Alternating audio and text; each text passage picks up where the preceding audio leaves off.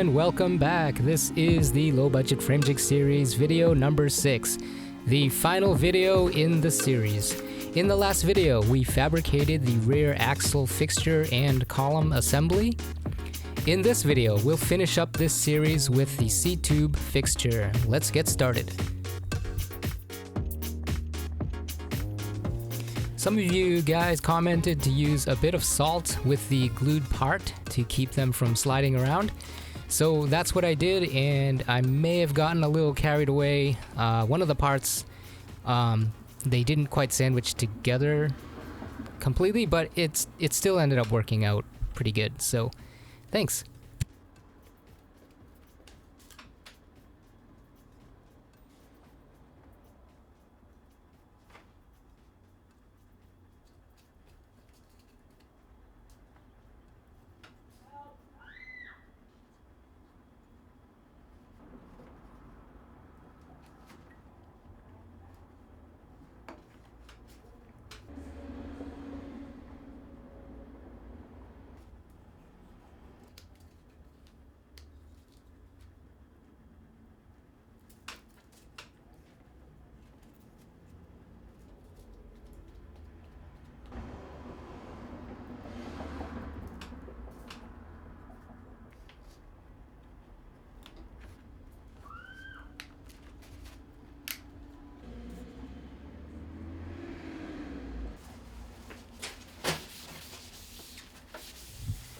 For this plate, I need to cut it in half, and the wooden cone that positions the C-tube will be sandwiched between these plates.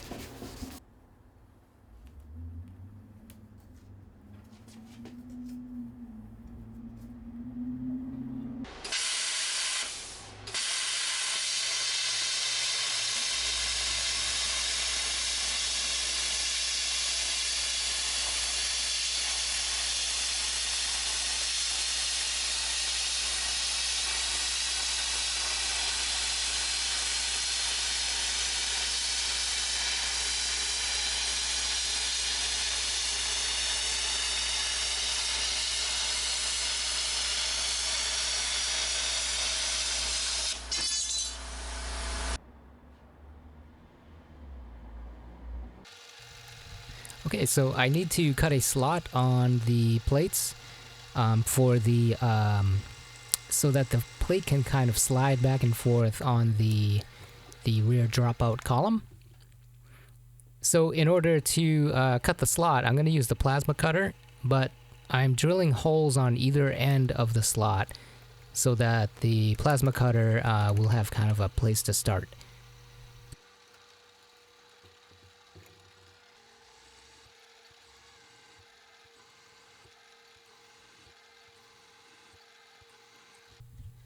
These smaller holes are for the screws that will hold the wooden block between these two plates. And the wooden block will get fastened in there so that the plates won't swish and slide around, and just make the whole fixture a lot easier to handle.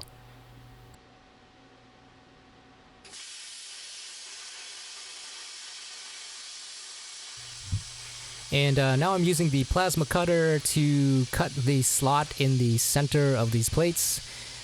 The cut ended up being about 3 millimeters off, and the slot ended up being a lot wider than I wanted, but I guess a little wider is better than not wide enough so that the screw is able to slide inside this groove.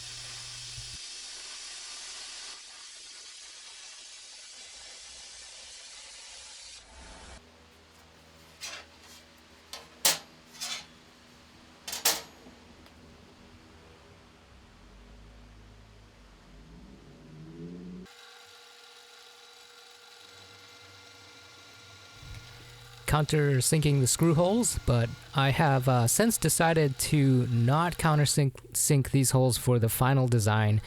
The reason being, when the two plates get screwed to the retaining block, that's the block sandwiched between the two plates, I need there to be a little play so that when I'm tightening the screws to the plates, I can make sure that the plates are aligned with each other.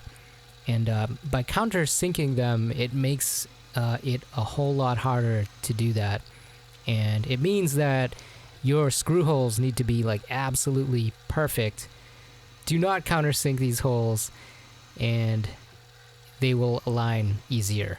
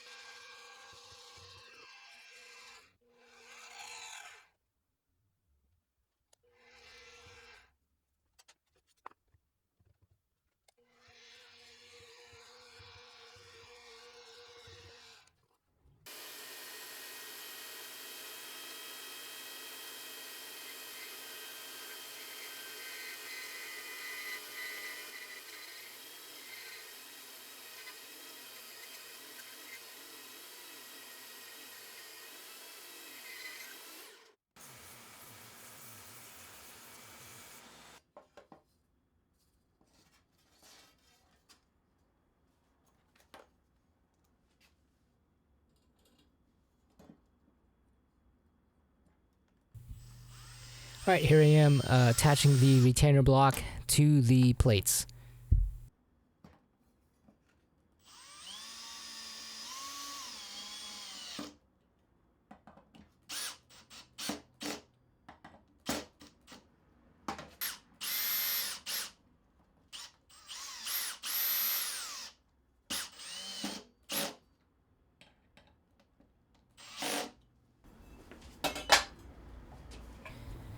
Now it is time to turn the wooden cone that I will use to fixture the C-tube. I'm using a leg from an oak wood chair that someone had thrown in the trash years ago. I've had these legs sitting around for years just waiting for something like this. So I'm cutting off a block from this leg, and I will turn this on the drill.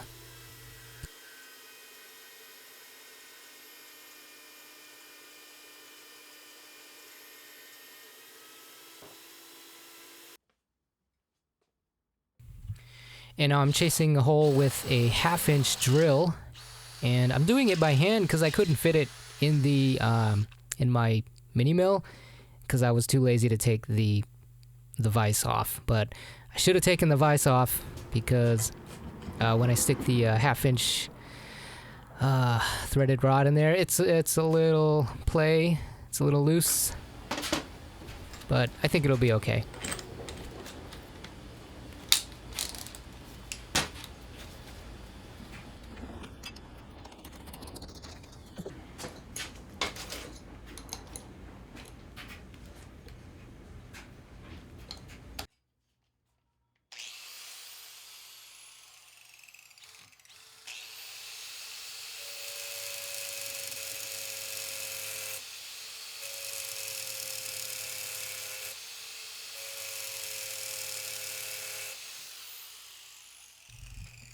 Okay, you guys get the idea.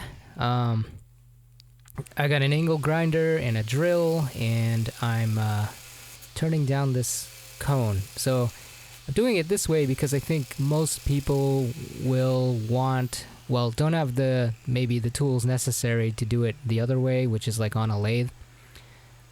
So yeah, this way will work perfectly fine. The only thing you will need is a 1/2-inch drill. You need a drill chuck that can take a 1/2-inch threaded rod.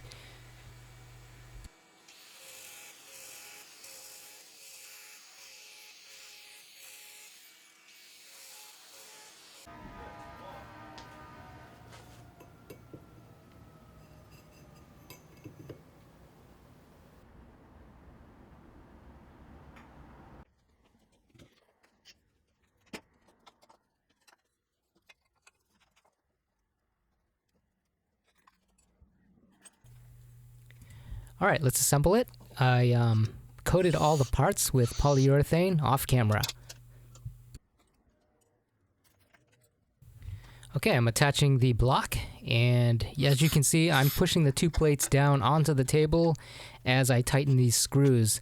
So now you can get the idea of what I mean by these holes needing to be really precise, and if they are countersunk, it makes it a lot harder for the plates to, push down on the table and align with each other, especially if the holes aren't aligned perfectly, and then you got the countersink kind of fighting against that.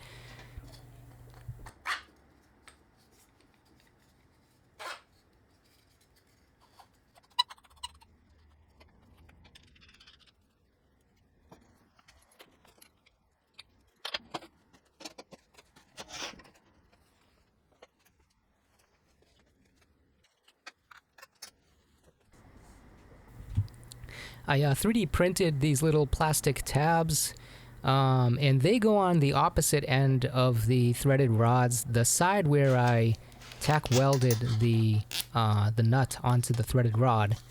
And so that's used to hold the other side, so it's not all like turning around while you're turning the knob from the other end.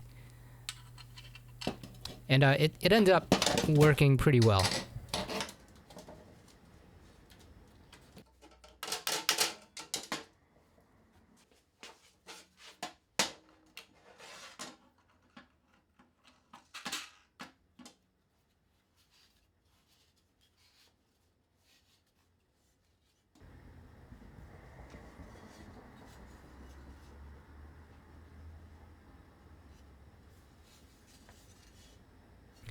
Okay, and so for the sliding threaded rods, these are the rods that sit inside the slotted plates.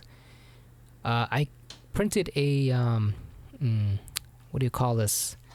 I guess like a socket, end cap socket. And so this sits inside the slot of the plate and keeps the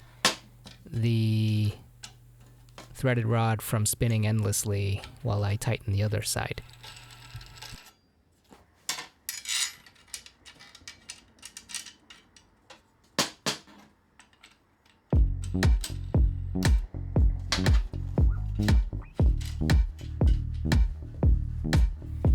And here it is, the finished jig. Yay!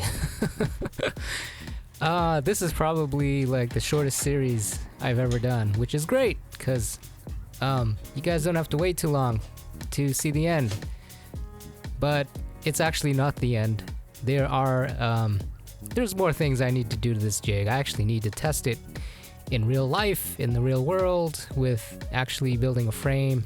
And I did find some issues with this jig, which I will talk about in other videos during the testing phase of this jig. This series is pretty much, this particular video series, this chapter of the video series has come to an end. And anyway, let's tally up our costs. So there were no new parts to purchase, so the costs remain the same from the last video. Our total is $248, but depending on which build material you choose and where you live, those costs could go up and down by like even $100. Okay guys, that is a wrap. I will be rolling out the plans to this jig in the coming weeks. Most of the parts have not changed, but some of them have, and I need to redo those drawings. But for the ones that didn't, I'll release those in PDF format. A little word of caution though, it might be a little early to start building this jig because I haven't tested it myself. I know that some of you want those drawings, so I will start releasing them, but just, if you start building this, you do it at your own risk because I haven't tested it myself. And I've already, like I said, found some issues with it. Alright, talk to you guys real soon. Thanks so much for watching, and I'll see you later. Peace.